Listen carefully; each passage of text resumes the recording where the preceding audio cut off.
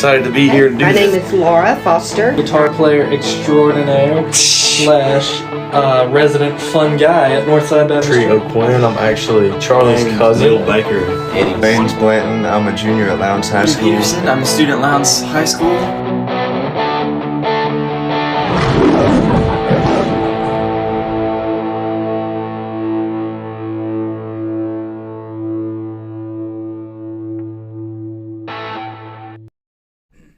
Welcome to the podcast. I'm so glad to have you on today. If you introduce yourself and let's keep on going.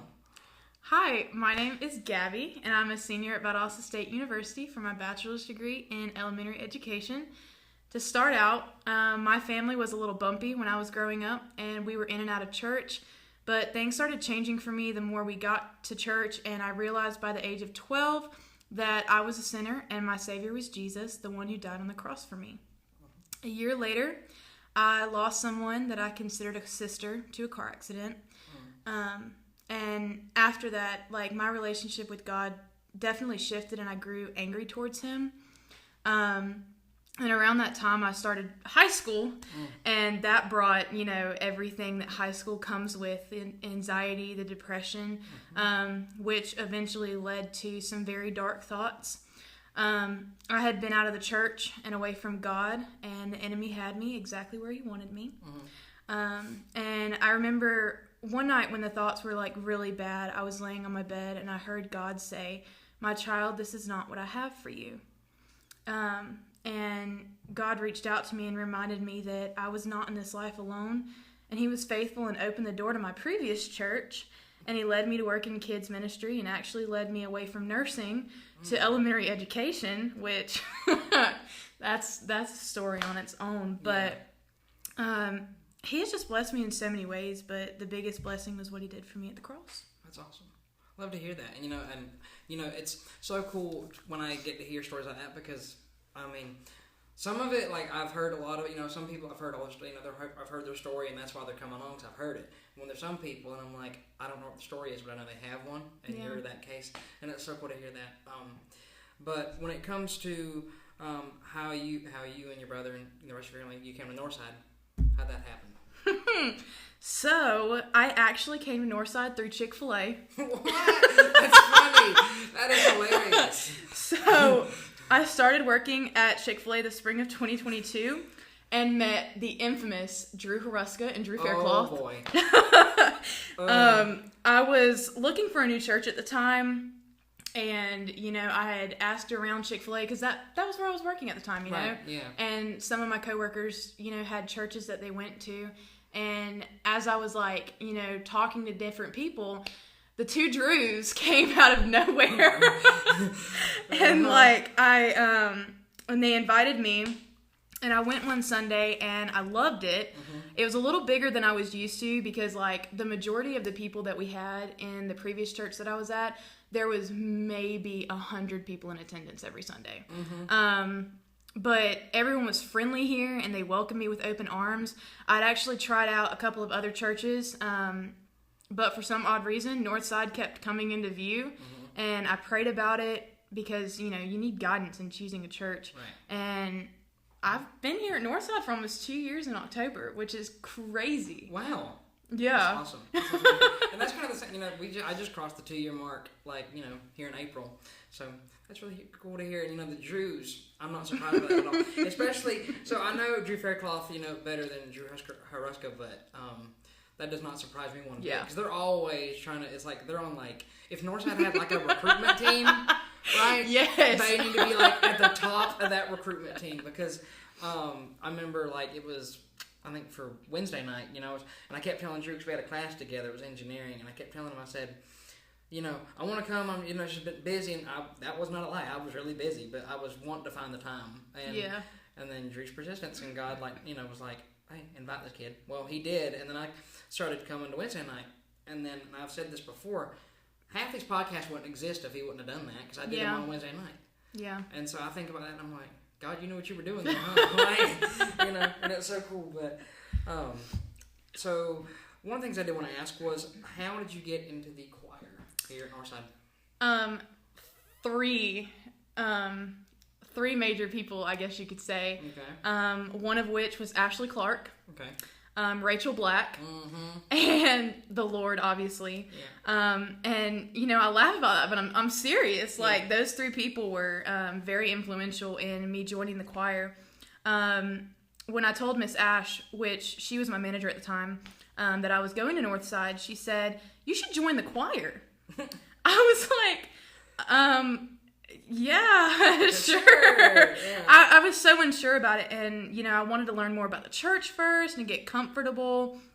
Well, one Sunday, Rachel was sitting in front of me, actually, and it was the closing / like invitation song, I think it was. Yeah. And I was singing, as I normally do. Yeah.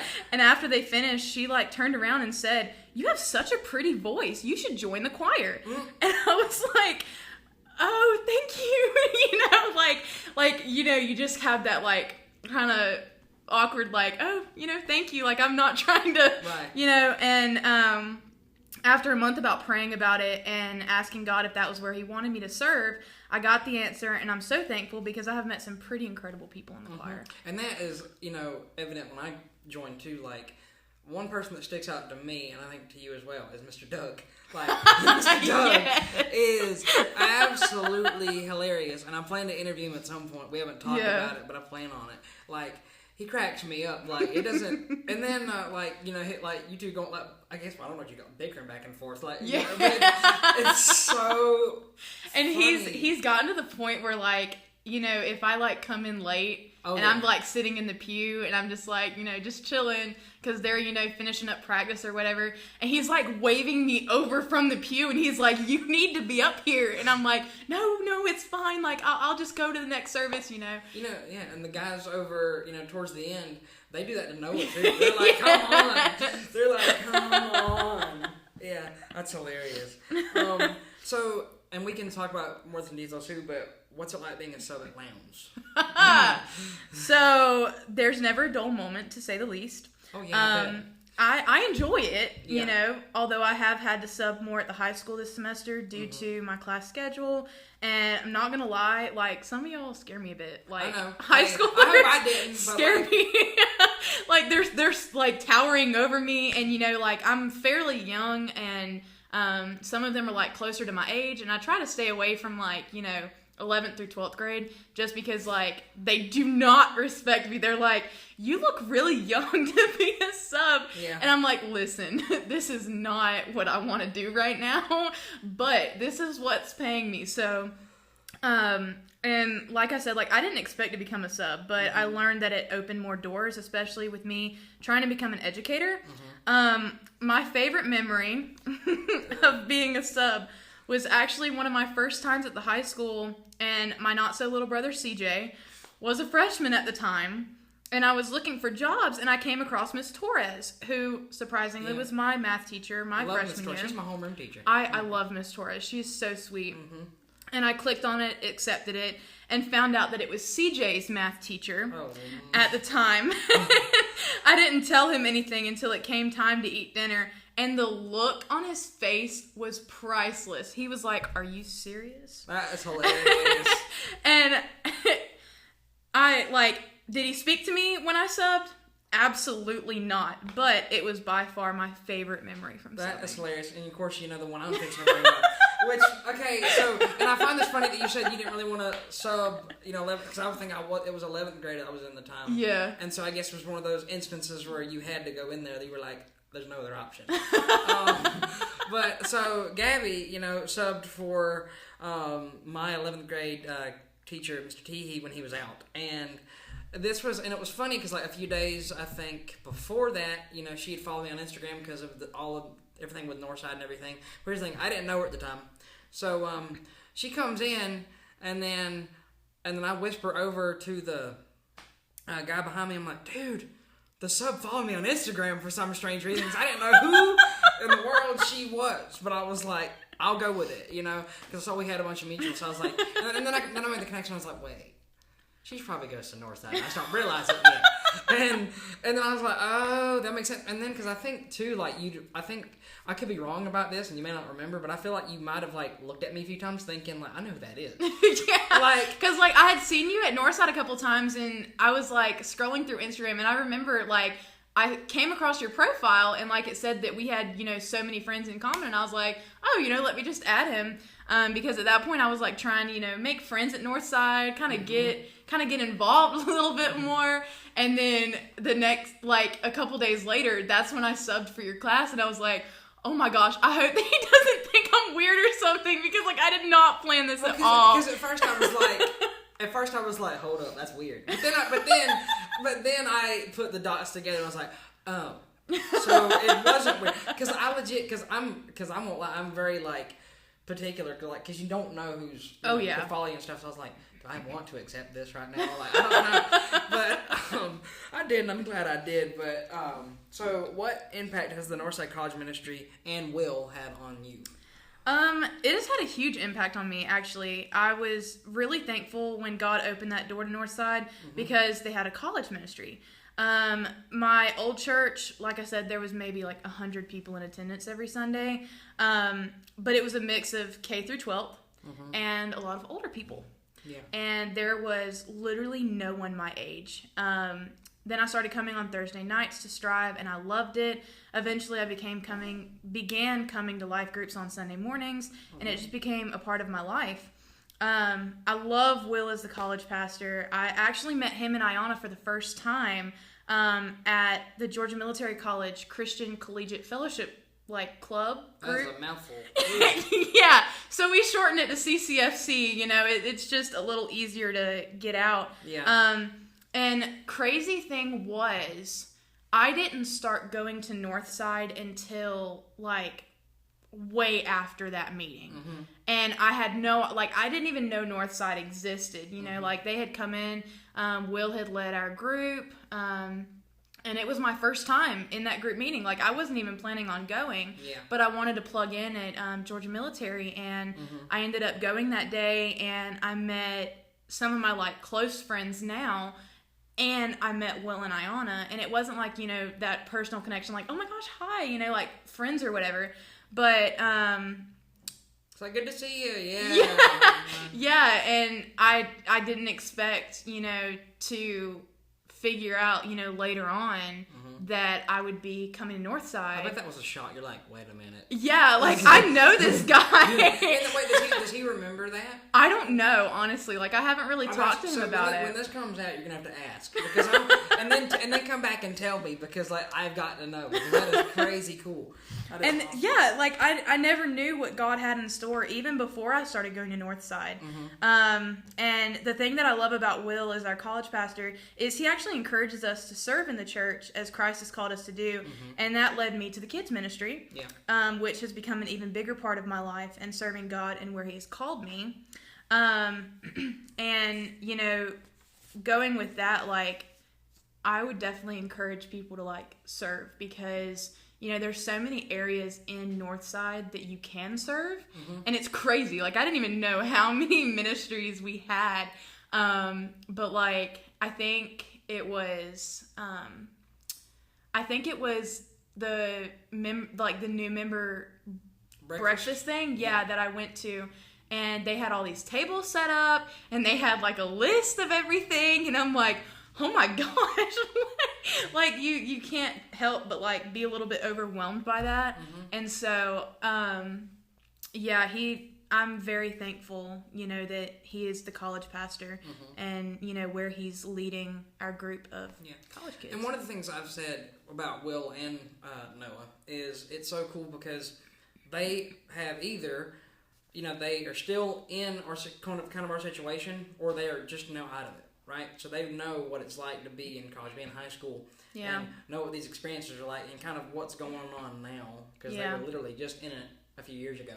And so that's what's kind of refreshing about it. It's not like, not to say that like an older person like can not preach those ministries, because they can and they can do it well, but just having those experiences, I think really helps. Yeah. Because they can understand like, oh yeah, I had the same thing happen to me, whatever it is, And because boy, like me and Rachel kind of talked about it a little bit this morning. There's a lot that goes on today that just shocks us absolutely. so much. Yeah, and I'm sure you see it when you sub too sometimes. Yeah. So now we're going to go into questions about the youth, and you can tie the college into this as well if you want to. But when you look at the young people today, do you see hope, or are you worried about the future? I'm going to be completely honest with you. Go ahead. I am a little worried about the future, but where that worry comes in, I choose to lay whatever worry I have at God's feet, because ultimately He is in control. I pray every day that the youth would know God, and that goes with the college as well, and not be influenced by this world. And I know God is working, and I trust in what He is doing. As far as the youth is concerned, like, there's so many things that I've seen, out in public or on social media, even at high school, that's just like, oh my goodness. And I'm like, how did we as a nation, as a society, come this far? And like, I see it even in the elementary schools, like, and sorry to interrupt you, no, you're but good. we I was talking to a friend about that. Like, I feel it kind of makes me upset because, like, when I was in elementary school, we didn't have like cell phones. I mean, social media was kind of coming up, like it was getting bigger, and so like we were still outside, like we were oblivious, to stuff like that. Now I feel like elementary school kids and middle school kids, they know more than they should about stuff they really should, if you know what I'm saying. Yeah. Like, no. And it's and because I went by Lake Park and was on the track, went around it a few times, and I was just thinking about that, like, what do these kids know that I didn't at the time? And it scares me, like. And I feel like the biggest thing that I wouldn't say bothers me, but it does bother me. Is like, kids are so impressionable. Yeah. Like, so impressionable. You can see it in the kids ministry. You can see it in the middle schools. You can see it in the elementary schools. Kids are so impressionable. And when you, like, bring up these ideas of you can choose your own sexuality. You can, choose how you're going to live life and stuff like that. It's like they're putting that thought into their mind, so they're confusing them. You know what I mean? Like, it's one of those things that gets to me the most, because, like, where that's acceptable in the schools, Jesus is not. Right. And so, like, I guess having a fair playing ground, if that makes any sense. Yeah. I know the Lord will eventually, bring everyone to Him, and every heart, like, every knee will bow down and every tongue will confess. But just seeing that in the school systems, it's so scary. And, like, I saw the bill that got passed in Florida, and it was like, allowing chaplains to go into the schools. And the thing that scared me the most with that was, like, the Satanic Temple. They were like, we're fixing to have some fun. You know what I mean? And like, that just, it worries me, because these kids have no idea what's happening, and they can't, form an opinion on themselves, because it's so, above their minds, and adults know what's happening. Yeah. And so. And I feel like, and I don't know, and just at least from what I've seen, I feel like some of that is like split right down the middle. You've got, like, I don't really know what the words would be, like, I guess just like hardcore, like, they love this country and they, they're Christians, right? Like, and then you got the other half. It's like, that's what it seems like to me anyway. You've got, like, it's split right down the middle. Yeah. And the thing about it is, from what I've noticed, is that one side, so the side, that believes in all that, is they're a lot louder, and they shouldn't be. We should be a lot louder. Yeah. Because I think a lot of us were too afraid to, speak out, right? But, because of persecution, whatever that may be, what that looks like nowadays, I don't know. But, I think that's what people are afraid of, especially in schools. Like, can you imagine if every Christian, like, a faithful Christian in Lowndes, what they could do if they, push back on some of this stuff? Yeah. It'd be so awesome. It'd be like, it really would. It'd be like, having a Jesus revolution, like, in Lowndes. That would be, man, I'd be so happy if that happened. And see, like, that's the crazy part, is, like, I wouldn't say, like, I'm afraid to share Jesus, but, like, I know of the repercussions that come with sharing Jesus in the school systems nowadays, especially to the younger kids, because if it's not what they want, then it's not okay. You know what I mean? And I think too, and I've done it. I've done some small stuff, like I shared, like it was, and I blanked on his name this morning, but Ray Comforter. You heard who that is? He preaches, like he's kind of a street preacher, but he goes in California, preaches on, or tells people about Jesus on like the beaches and the piers and stuff. And he's got he works with Tim Tebow at Living Waters and all that, and he's got these boxes, they look like gag gifts, but they have the gospel on the back of them, and one of them's like $1, and it has the gospel on the back. And I actually taped it to the back of one of my graduation announcements and gave it to a teacher. I gave it to a teacher, and because the annoying part about it, because over these past few years, I've been able to figure out, this teacher is a Christian. I can, but you have to. They can't outright say it anymore. Yeah. Because of all the stuff that happened in the '60s, which that still makes me mad, even though I wasn't alive, because they didn't. They didn't stand their ground. Yeah. Like Christians didn't stand their ground like they should have, and so we got to learn from that and stand our ground on if another big thing like that comes up. Yeah. Because we already can't have God in schools anymore unless it's like FCA or something. Yeah. So we got to do better. We really do, and as a future educator, I know that every time I go in for my student teaching experiences, I try and make the kids feel that love, feel God's love, even though I can't outright say you can still God loves them. Yeah. But it's just you kind of have to incorporate little things here and there. So, and one thing I've noticed too is maybe it's just because they're seasoned teachers, and it's kind of at the point where I've been here so long you can't. I don't know. But some Miss Torres, for example, I've seen her new room that she's had since they built the new place. She's got verses all over near her desk and everything, and so does Mr. Wilson.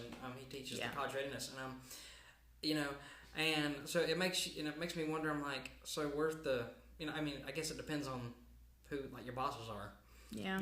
'Cause I'm sure if you did that up north, oh boy, it's nope, we're not doing that. You would definitely not have as much freedom as you do down here in the South. Just because down here, it's the Bible Belt. Yeah. Yeah, it's still kind of Christian centered, but it's not. They allow you to put a little bit here and there, but then you can't really say it, because then that's pushing your beliefs onto the kids. Well, that's why us as young Christians, we have to do it because the teachers can't. Yeah. And because I think even when Iona, she was talking to me about she's well, I can't wear certain shirts because of, and I'm that's just bull. Did you wear that shirt? Were you were able to wear it, weren't you? Yeah. It's but certainly, you wonder, it's where do they draw the line at? It's when am I going to get in trouble? It's or who am I going to make mad today just because they see something, right? But one of the questions I want to ask you was, what advice would you give to someone who's struggling to navigate this world in a biblical way? So, and bear with me. This seems like it would be an easy question. Yeah. But in reality, there's so much that I would love to give advice on. But I want to lean more towards love and relationships. Because when I was younger, that is honestly all I could focus on, was who am I going to date, who am I going to marry, etc. It's something I still struggle with today as an almost 20-year-old. But I think back to Lamentations 3:25, which says, "The Lord is good to those who depend on Him, to those who search for Him." And recently, the Lord has been kind of teaching me that singleness is a blessing. And if you would have told me that my freshman year of high school, I probably would have laughed.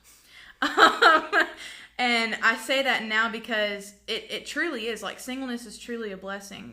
We're not promised a relationship from God, and we're not promised marriage from Him either, but we are promised redemption and grace. And we should be in full pursuit of God, trusting in Him and where He is leading us, that rather than focusing on the flesh desires of a relationship. That boy or girl will not complete you.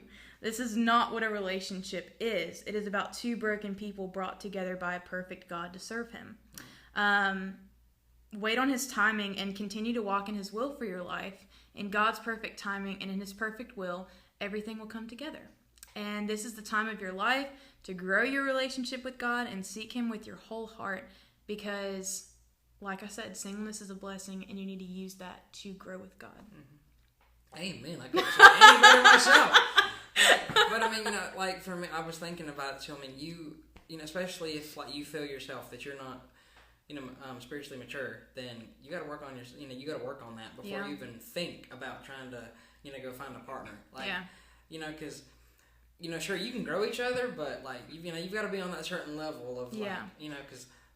What if like for me, what if, like she's up here and I'm like way down here, like, and I'm not talking about height differences either. Like, okay, like. And that ties in with like being unequally yoked and being equally yoked, because when you're unequally yoked, and I'll put this in terms of what I've previously went through. Yeah. Yeah, it's hard to phrase. I was a lot were you the stronger one in my relationship with God, and I was having to lead, and that is not how God has ordained a relationship. He's the guy, the man, okay? The man is supposed to lead you as a female, and I feel like that's such a hard thing to comprehend nowadays, because there's that advice that seeps into your brain of, oh, you can fix him, you can change him. No, no, that's not how it works. And only God can flip change. That the opposite way as well. And that exactly, if she is not a woman of God when you meet her, okay, and she is not on the same spiritual level that you are on when you meet her, don't be like, I can fix them. No. And my mom gave me some really good advice when I was struggling in my singleness, like I think 2 years ago. She was like, Gabby, you are in a triangle right now, okay? And you're in the bottom corner, and your future husband, whoever he may be, is in the other bottom corner, okay? You are both trying to come to God together. Yeah, that's good, right? My mama, she can have some good advice sometimes, but we're both in the bottom corner, and until we reach God together, you don't need a relationship, and God, like I said, like he will bring people together in his perfect timing, like in his perfect will. And I feel like that is such an encouragement for me, and like especially like younger females, and it can go for guys too.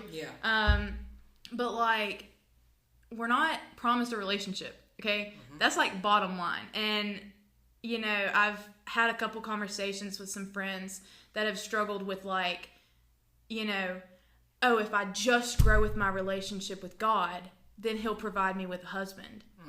And I feel like that's such a bad misconception of, growing with God to meet, quote unquote, your future husband or future wife.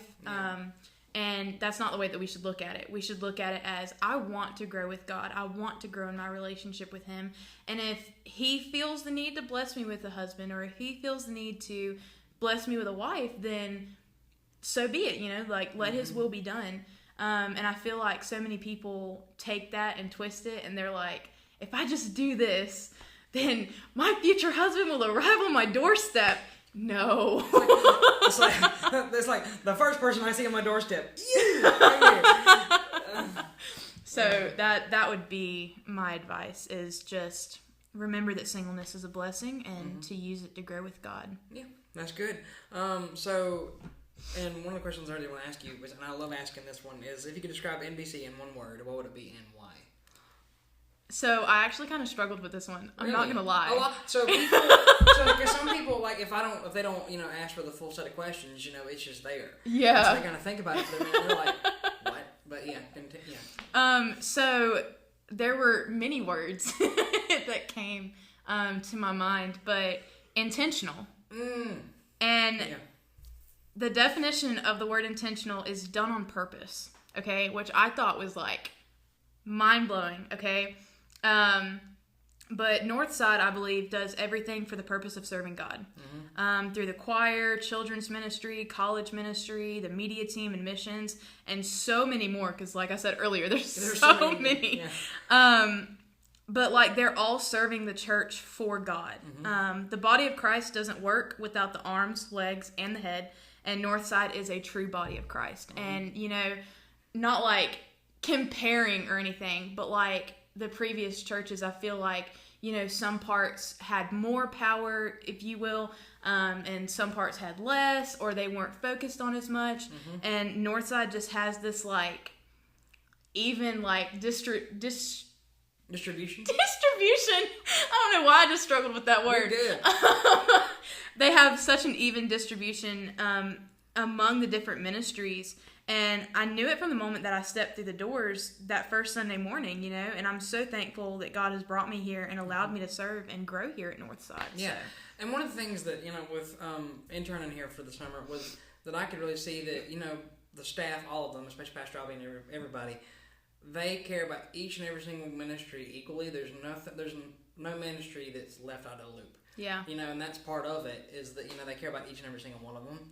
You know, like, they care about the, you know, the media ministry as much as the choir. And, you know, because, I mean, they all, you know, are intertwined in some way, you know, and they all work together in some way. And some people don't even realize it. It's like, you realize how, it's like a ministry web. Like, you could probably, like, there, you know how there's that picture of, like, all the connections in the Bible, right? Yeah. You can probably do the same thing, but with the different ministries at Northside, connect everything together. Yeah. And see how all the different connections go.